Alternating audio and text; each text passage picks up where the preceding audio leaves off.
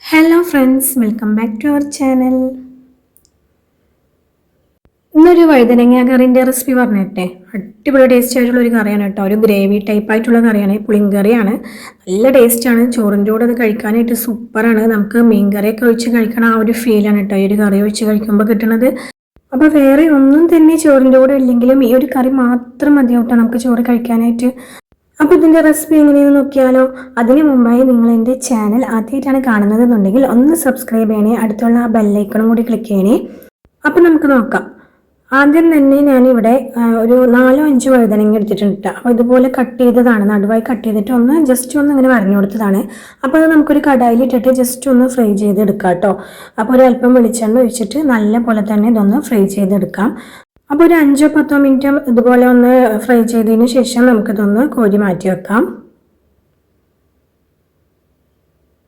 ഇനി അതേ കടായിലേക്ക് തന്നെ നമുക്കൊരു അല്പം ഓയിൽ കൂടി ചേർത്ത് കൊടുക്കാം.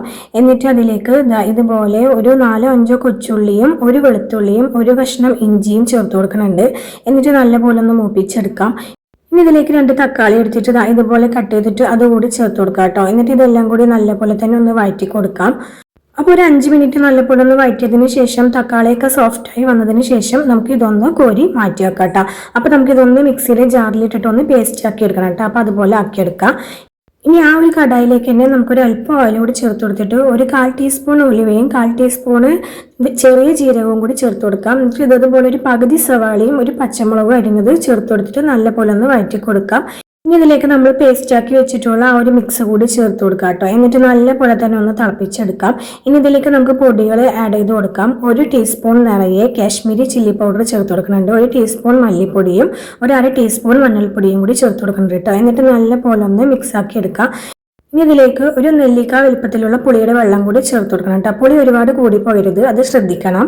അപ്പോൾ അതും കൂടി ചേർത്ത് കൊടുത്തിട്ട് നമുക്ക് നല്ല പോലെ ഒന്ന് ഇളക്കി കൊടുക്കാം.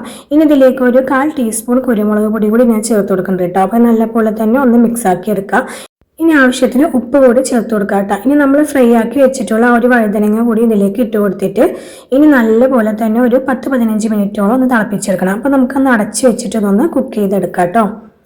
ഇപ്പോൾ അത്യാവശ്യം നല്ല പോലെ തന്നെ തിളച്ച് കുറുകി വന്നിട്ടുണ്ട്. അപ്പോൾ നമ്മുടെ വഴുതനയൊക്കെ നല്ല പോലെ ഒന്ന് സോഫ്റ്റ് ആയിട്ടുണ്ട് കേട്ടോ. അപ്പോൾ നമുക്കിനി ഇതിലേക്ക് ഒരു അല്പം കറിവേപ്പില കൂടി ചേർത്ത് കൊടുക്കാം. എന്നിട്ട് നമുക്ക് ഫ്ലെയിം ഓഫ് ചെയ്യാം. അപ്പോൾ നമ്മുടെ വഴുതനങ്ങ ഗ്രേവി കറി ഇവിടെ റെഡി ആയിട്ടുണ്ട് കേട്ടോ. അപ്പോൾ സൂപ്പർ ടേസ്റ്റ് ആയിട്ടുള്ളൊരു കറിയാണ്. എല്ലാവരും ഒന്ന് ട്രൈ ആക്കി നോക്കുക. ട്രൈ ആക്കിയിട്ടില്ല എന്നുണ്ടെങ്കിൽ ട്രൈ ആക്കി നോക്കുക. അപ്പോൾ ഒരു തവണയെങ്കിലും നിങ്ങൾ ഇതുപോലെയൊക്കെ ഒന്ന് ചെയ്ത് നോക്കൂ, നിങ്ങൾക്ക് തീർച്ചയായും ഇഷ്ടപ്പെടും കേട്ടോ. അപ്പോൾ എൻ്റെ റെസിപ്പീസൊക്കെ ഇഷ്ടമായ ഒന്ന് ഷെയർ ചെയ്യുക, കമൻറ്റ് ചെയ്യുക, സബ്സ്ക്രൈബ് ചെയ്യുക. അപ്പോൾ ഇനി അടുത്തൊരു വീഡിയോ ആയിട്ട് വരാം. അതുവരേക്കും ബൈ ബൈ.